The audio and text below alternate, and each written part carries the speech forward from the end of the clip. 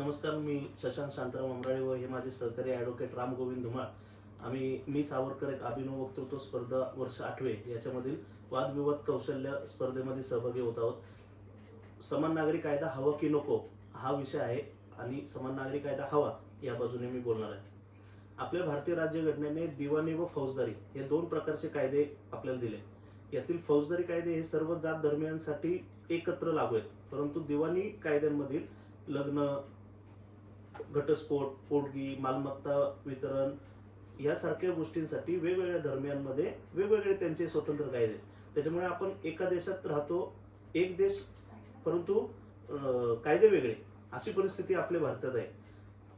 आपल्याला भारतीय राज्यघटनेनेच अनुच्छेद 25 ते 28 नुसार आपल्याला धार्मिक स्वातंत्र्यता दिलेली आहे, परंतु अनुच्छेद 44 नुसार सर्व नागरिकांसाठी समान नागरी कायदा असावा अशी त्याच्यामध्ये तरतूद देखील आहे.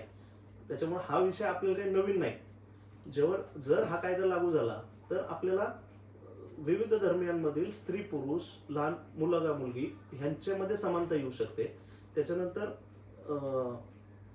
हे लग्न, विवाह ह्या ज्या गोष्टी आता मी सांगितल्या इतर, त्याच्यामध्ये एकच कायद्यात रूपांतर झाल्यामुळे आपल्या कोर्टाला त्याचे निर्णय पण जलद गतीने घेता येऊ शकतात. भारतासाठीचं जे राष्ट्रीयत्व म्हणतो आपण, त्याच्यासाठीची एकात्मता वाढीस लागू शकते, असे त्याचे विविध फायदे आहेत. खरं तर भारत हे धर्मनिरपेक्ष राष्ट्र आहे असं आपण म्हणतो, परंतु तसं आहे का हे पण आपल्याला बघावं लागेल. जर हा कायदा लागू झाला तर आपण त्याला खरं तर हे धर्मनिरपेक्ष राष्ट्र आहे असं आपण म्हणू शकतो. खरं तर जसं डॉक्टर बाबासाहेब आंबेडकरांनी आपल्याला राज्यघटनेत ही गोष्ट दिली, तसं 1985 साली ज्येष्ठ समाजवादी नेते राम मनोहर लोहिया यांनी देखील या कायद्याची गरज आहे असं निदर्शनास आणलं होतं. त्याचप्रमाणे 1954 साली रामप्रसाद मनोहर लोहिया यांनी या गोष्टीची मागणी केली होती. 1985 साली शहाबानो प्रकरण जे झालं, त्यामध्ये सर्वोच्च न्यायालयाने त्या मुस्लिम महिलेला जो न्याय देण्यासाठीचा जो निकाल दिला, तो खरं तर ह्या समान नागरी कायद्याच्या दृष्टीने पडलेलं पाऊल होतं. तो एकच कायदा, एकच प्रकरण नाहीये, निकाल नाहीये.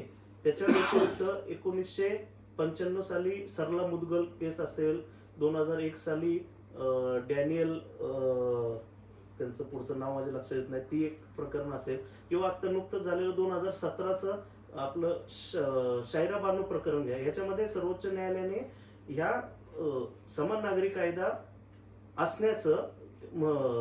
असला पाहिजे अशा प्रकारचे निदर्शनास आपल्या आणून दिलेलं आहे.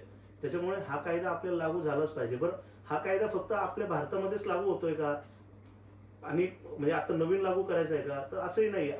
आपल्याच भारतामधील गोवा या राज्यात पूर्वीपासून हा कायदा लागू आहे.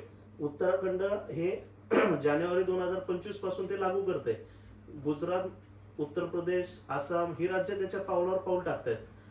त्यामुळे हा झाला भारताचा विषय. परंतु आपण ज्यांना प्रगतशील देश म्हणतो, असं अमेरिका सारखा देश पण हा समान नागरी कायदा लागू आहे.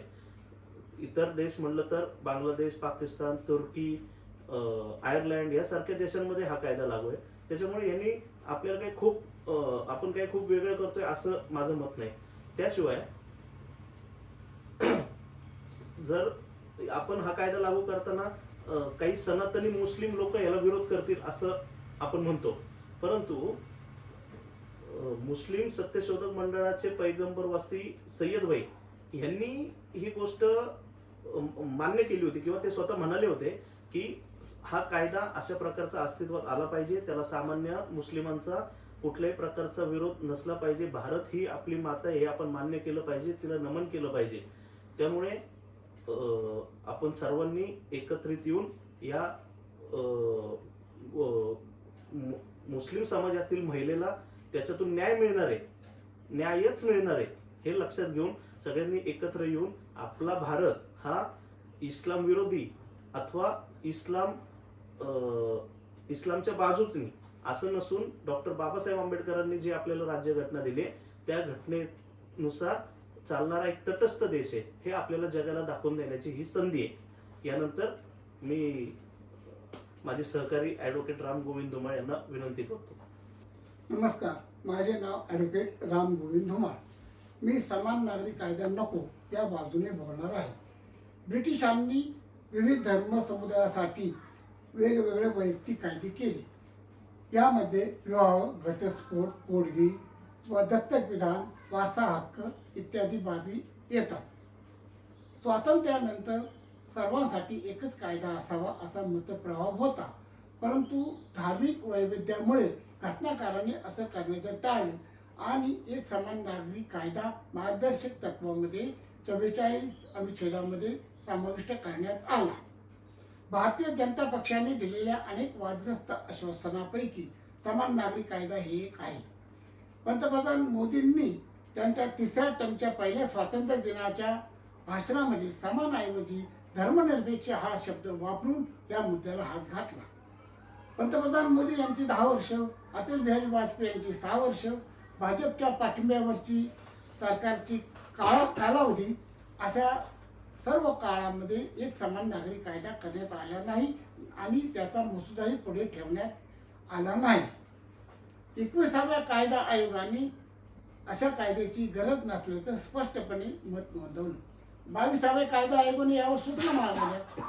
पुढे त्या सूचनांचं काय झालं, सरकारने पाठपुरावा केला का, हे सर्व गुणदस्त्यात आहे. भारतामध्ये ईशान्य भारत, दक्षिण भारत, आदिवासी, शहरी भाग अशा ठिकाणी विवाह व घटस्फोट यांच्या वेगवेगळ्या परंपरा आहेत, भिन्न भिन्न परंपरा आहेत. त्यामुळे सर्वांसाठी एक कायदा करणं अवघड आहे. दक्षिण भारतात एका गटामध्ये मामा भाचीच्या लग्नाला परवानगी आहे. हरियाणात असं जर कोणी केलं तर त्याची हत्या होते. त्यामुळे सर्वांसाठी एकच कायदा करणे मोठे आव्हानात्मक आहे. बहुसंख्य हिंदूंना वाटते की सर्वांसाठी एक समान कायदा केल्यावर मुस्लिमांना 4 लग्ने करता येणार नाही. परंतु बहुसंख्य हिंदू आसपासच्या मुस्लिमांपैकी 2 नावही सांगू शकत नाही की ज्यांनी 4 लग्ने केलेले आहेत. मुस्लिम पर्सन लॉ बोर्डाच्या म्हणण्यानुसार शरीयत कायदा हा अल्लाची देणगी आहे आणि त्यामध्ये संसद सुद्धा बदल करू शकत नाही आणि केला तर तो आम्ही मानणार नाही. हिंदू अविभक्त कुटुंबाला कर सवलत आहे, तर ही सवलत समान नागरी कायद्यानंतर चालू राहणार, बंद राहणार की सर्व धर्मियांना लागू होणार याबद्दल काहीच माहिती नाही. युरोपमधील देशांचा समान नागरी कायद्यासाठी दाखला दिला जातो, परंतु तेथील प्रत्येक देश, भाषा, रीतिरिवाज याबाबत वेगवेगळा आहे, भिन्न आहे, एकजिन्सी आहे. प्रत्येक देशामध्ये एकजिन्सीपणा आहे. या उलट भारतामध्ये शैव आणि वैष्णव सुद्धा लग्नामधील केळीची पानं उभी ठेवायची का आडवी ठेवायची याबद्दल त्यांच्यात मतभेद आहेत. ज्यावरून एक समान नागरी कायदा करणे किती अवघड आहे. तसेच भारतामध्ये गोवा राज्यात समान नागरी कायदा असं सांगितलं जातं, परंतु हा कायदा गोवा सरकारने किंवा भारत सरकारने केलेला नसून तो पोर्तुगीज सरकारने केलेला आहे आणि तोही सर्व धर्मियांसाठी सारखा नाही.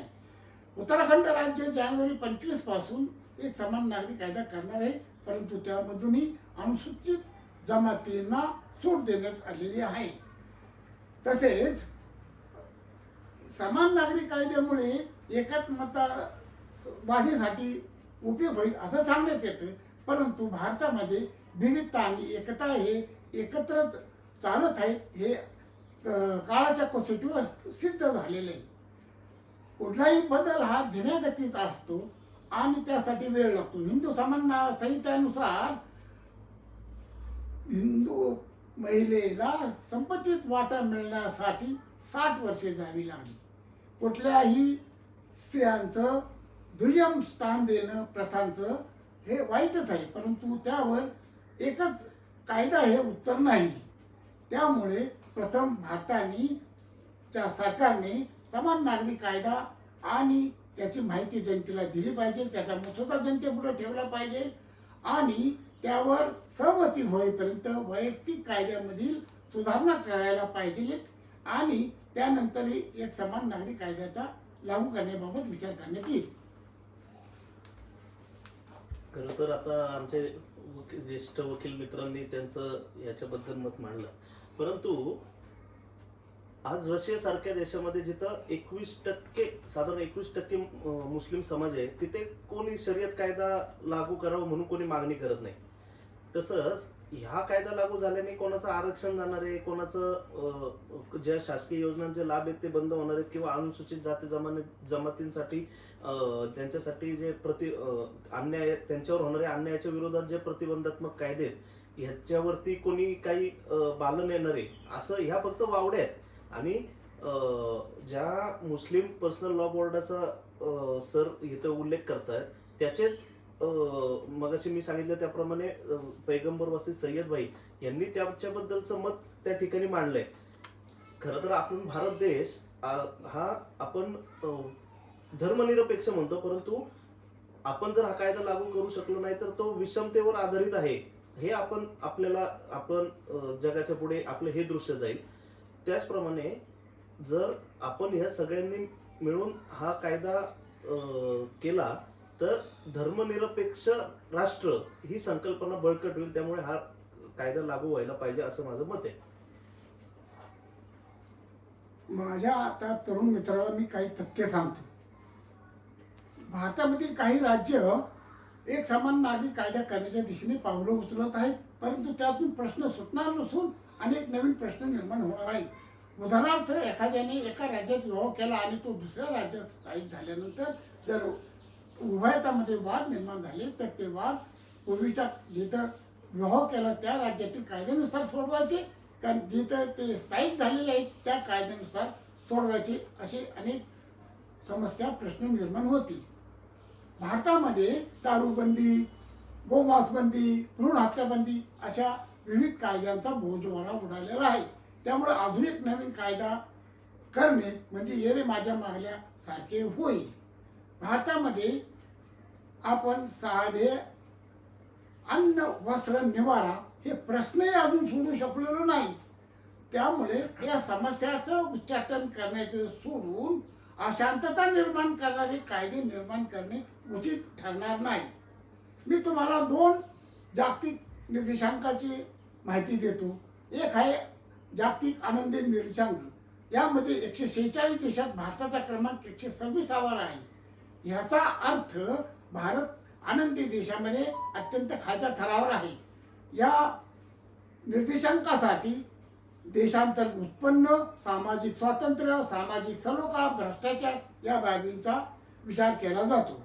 दुसरा निर्देशांक आहे जागतिक भोक निर्देशांक. 127 देशामध्ये भारताचा क्रमांक 105 आहे. यामधून बालकांच्या आणि महिलांच्या आरोग्याच्या समस्याचा राक्षस दरकाळी फोडतो आहे. हा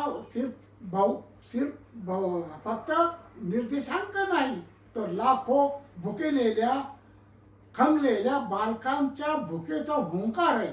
तो ऐकायला हवा, न की समान नागरिक कायदा करायला हवा. म्हणून समान नागरिक कायदा नको, ते एक मृगजळ आहे.